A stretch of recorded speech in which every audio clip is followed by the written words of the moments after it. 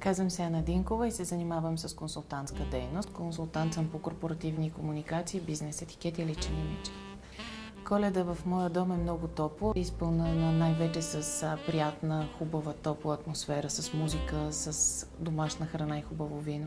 Моята роля е тази на добрата домакиня. Опитвам се да направя всичко възможно, за да предразположа приятели и семейство да се почувстват добре, да изкараме няколко дни в хубава атмосфера, да извадя спомени от стари хора, които вече са далече от нас. Аз го правя по много символичен начин, като нося бижутата на моята прабаба и в общи линии се старая да обърна повече внимание към семейството и времето прекарано заедно, отколкото към вещите, които могат да се купят. Част от задълженията грубо казано, на всяка домакиня да бъде приветлива, да бъде симпатична и да се постара да се погрижи за себе си и да обърне внимание на аксесуарите, на детайлите, с които украсява масата, изобщо на всичко, което допринася за по-добър празничен дух.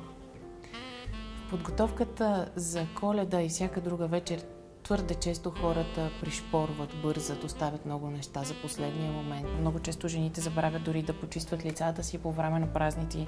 Аз за това използвам тази мицеларна вода на Биодерма, която намирам за много подходяща в такива моменти, когато човек има нужда да се освежи. За Коледа подарявам най-вече книги и билети за концерти. Предпочитам да нося малко по-силен грим, да имам направена от фризьор прическа. Съкровеното ми желание е тази Коледа да мога да се наспя, да си почина, да чета книги и да наваксам с пропуснати филмови заглавия.